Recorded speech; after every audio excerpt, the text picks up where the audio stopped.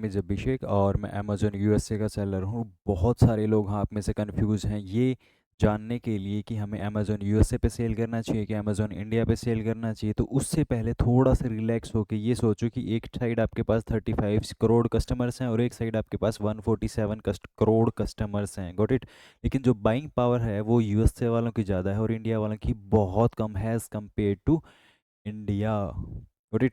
और उसके बाद में ये सारे फैक्टर्स जो हैं वो आपके लिए काम करेंगे। इससे रिलेटेड मैंने पहले एक वीडियो डाली थी जिसमें बहुत क्लियरली आपको पता चलेगा कि आपको अमेज़ॉन यूएसए पे सेल करना चाहिए कि इंडिया पे। बट इसमें हम लोग स्ट्रक्चर जो इसका है पूरा का पूरा जिससे आपको क्लियर हो जाएगा कि हमें कौन से प्लेटफॉर्म पे सेल करना चाहिए, इंडिया या यूएसए। Got it.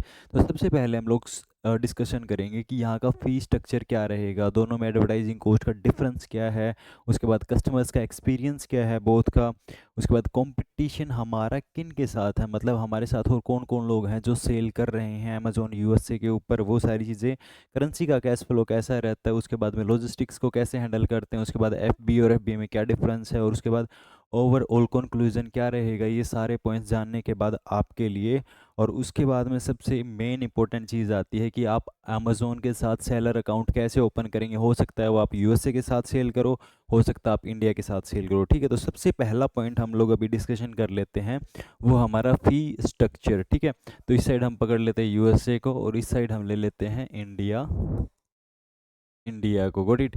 तो जब आप अमेज़ॉन यूएसए पे सेलर बनते हो तो आपको पर मंथ पे करना पड़ता है $39.99 per month, $39.99 per month as a subscription fee होता है इनका। ये बोलते हैं जी हम आपको इतना बड़ा कस्टमर बेस दे रहे हैं, प्लस में एक प्लेटफॉर्म दे रहे हैं जिसके ऊपर आप अपना प्रोडक्ट को लिस्ट करते हो और उसके बाद में कस्टमर आता है और आपसे बाय करता है, उसके लिए हम आपको चार्ज करेंगे $39.99 पर मंथ।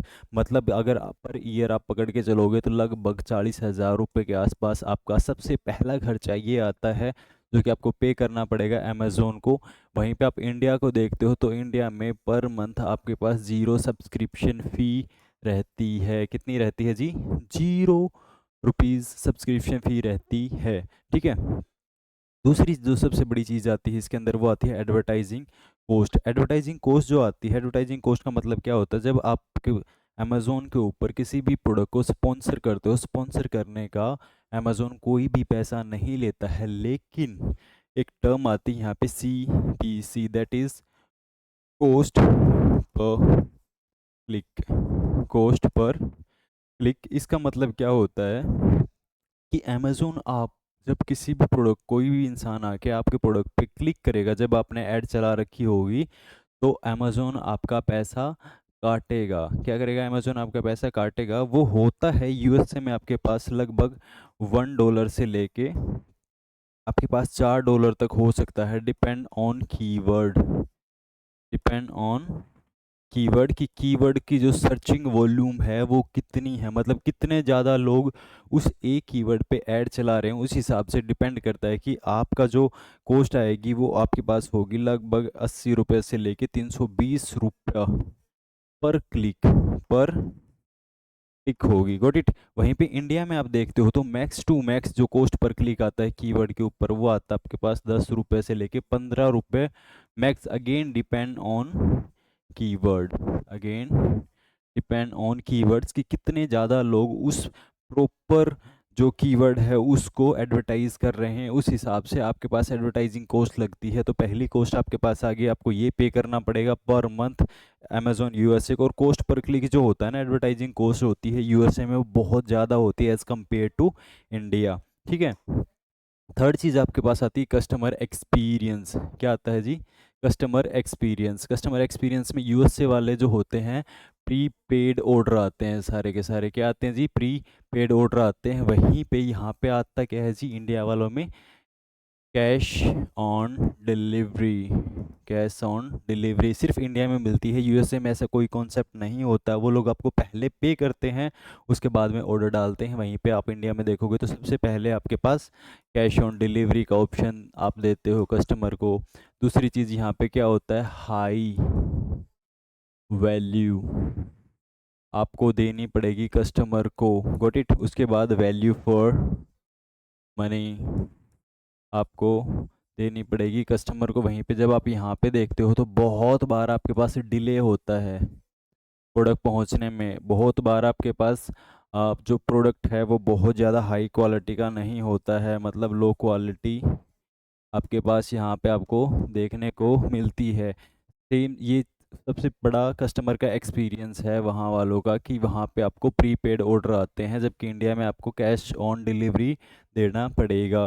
ठीक है, उसके बाद आपका जो कंपटीशन है ना एज ए सेलर, आपका जो कंपटीशन है एज ए सेलर वो आपका ग्लोबली होता है। जैसे कि मैं अमेज़ोन यूएसए पे सेलर हूँ, मेरे पास मेरी एलएलसी है, मेरी कंपनी है।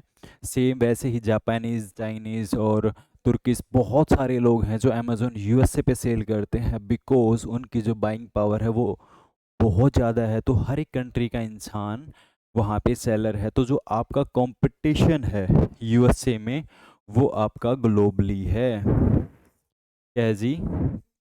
आपका कंपटीशन ग्लोबली है। वहीं पे जब आप इंडिया में देखोगे तो आपका कंपटीशन सिर्फ इंडियंस के साथ में है, मतलब इंडियन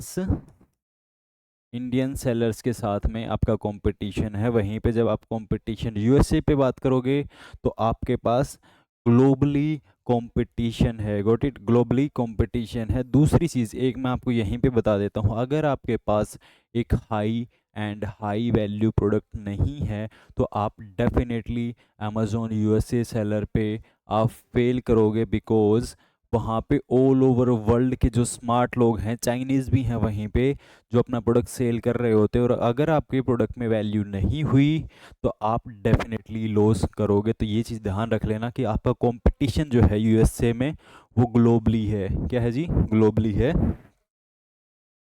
उसके बाद नेक्स्ट पॉइंट आता है currency cash flow. Currency cash flow में जब आप आते हो तो यूएसए में आपके पास जो ट्रांजैक्शन होती हैं वो डॉलर में होती हैं, और वहीं पे इंडिया में आपके पास जो ट्रांजैक्शन होती हैं वो आईएनआर में होती हैं। तो यहाँ पे बहुत सारी इंटरमीडिएट इंटरमीडिएट प्लेटफॉर्म्स होते हैं जो कि आपका जो पैसा है वो अमेज़ोन से डॉलर्स में लेते हैं और कुछ अपना कमीशन काटते हैं, और उसके बाद में आपको आपके अकाउंट में ट्रांसफ़र कर देते हैं, जिसके लिए वो 2 से 4% आपको चार्ज करते हैं। क्या करते हैं जी?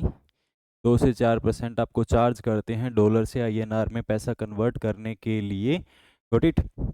वहीं पे जब आप आईएनआर इंडिया में करते हो तो इंडिया टू इंडिया आपके पास कोई भी प्लेटफॉर्म फ़ी नहीं लगती है, प्लस में कोई भी चार्जेस नहीं लगते हैं। तो एक सबसे बड़ा प्लस पॉइंट जो इंडियंस के पास में वो भी रहता है। लॉजिस्टिक्स एंड फुलफिलमेंट में क्या होता है देखो, लॉजिस्टिक्स का मतलब होता है कि आप अपने जो प्रोडक्ट है उसको कस्टमर तक कैसे पहुंचाओगे। Got it? अगर आप इंडिया टू इंडिया करते हो, इंडिया टू इंडिया, और आपका जो प्रोडक्ट का वेट है वो 500 ग्राम है, तो आपका जो काम चलेगा वो 100 रुपये में चल जाएगा। वहीं पे अगर आप इस प्रोडक्ट को यूएसए में सेंड करना चाहते हो और आपके जो प्रोडक्ट है उसकी जो वेट है वो 500 ग्राम है, तो आपको जो है 500 से लेके 1000 रुपये तक पे करना पड़ सकता है, डिपेंड ऑन कि आप बाय सी सेंड करोगे या फिर बाय एयर सेंड करोगे, उसमें टाइम कितना लगेगा। उसके बाद में भी ये होता है कि बाई सी आपके पास एटलीस्ट 20 kg होना चाहिए आपको सेंड करने के लिए। आप बाई एयर ही शेयर कर सकते हो छोटे पार्सल्स को। तो एक सबसे बड़ी जो होती है वो लॉजिस्टिक्स एंड फुलफिलमेंट कॉस्ट भी आ जाती है, जो कि आपको ध्यान में रखनी पड़ेगी। क्या करना पड़ेगा? आपको ही ध्यान रखनी पड़ेगी। तो बहुत सारी चीज़ें हैं जो आपको क्लियर होनी चाहिए पहले अमेज़ोन यूएसए पे जाने से। उसके बाद में आपके पास आता है FBA एंड FBM। FBA का मतलब होता है फुलफिलमेंट बाय अमेज़ोन, और FBM का मतलब होता है fulfilment bye merchant. Got it? अब इन दोनों में डिफरेंस क्या होता है देखो, तीन चीज़ें होती हैं। सबसे पहले होता है आपके पास आपका ऑर्डर आया, आपका ऑर्डर आया, उसके बाद उसकी पैकिंग, उसके बाद उसका पिकअप। ठीक है? उसके बाद आपके पास आता है कि कस्टमर को डिलीवर करना, कस्टमर को डिलीवर करना। Got it? ये सारी चीज़ें हैंडल करता है कौन, FBA में अमेज़ोन। वहीं पे जब आप मर्चेंट FBM करते हो तो वहाँ पे ये सारी चीज़ें कौन हैंडल करता है जी, सेलर। कौन हैंडल करता है, सेलर। तो मैं प्रेफर करता हूँ पर्सनली कि मैं हर एक प्रोडक्ट को FBA करता हूँ, बिकॉज उसमें ऑर्डर आने से लेकर ऑर्डर पिक करना, कस्टमर तक सेंड करना, अगर कस्टमर रिटर्न आता है तो वो सारी चीज़ें हैंडल कौन करता है, खुद अमेज़ोन करता है। लेकिन जब आप FBM करते हो तो वो सारी चीज़ें आपको हैंडल करनी पड़ती हैं, जो कि बहुत हेडेक होता है। इसके लिए अमेज़ोन थोड़ा सा पैसा चार्ज करता है, जो कि एक सेलर के लिए बहुत नॉमिनल सी फी होती है। Got it. उसके बाद आता है कि बस ओवरऑल कंक्लूजन क्या रहेगा। तो उसमें दो चीज़ें होती हैं, USA है और इंडिया है। USA है और इंडिया है। आपको क्लियरली पता है सबसे पहले कि फर्स्ट ऑफ ऑल आपके पास 40,000 रुपये पर मंथ लगने वाले हैं जस्ट टू बी सब्सक्रिप्शन।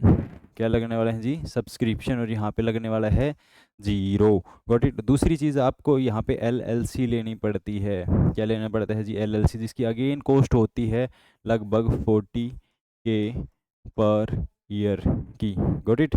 उसके बाद आपको एक एड्रेस लेना पड़ेगा जिसकी अगेन कॉस्ट होती है $39 पर मंथ आपको पे करना पड़ेगा। लेकिन यहाँ पे आप देखते हो इंडिया में तो आपको जस्ट एक GST नंबर लेना है, उसको ऐड कराना है अपने अमेज़ोन सेलर सेंट्रल के साथ, और आपका अमेज़ोन अकाउंट ओपन हो जाता है और आप अमेज़ोन पे सेल करना शुरू कर सकते हो। Got it.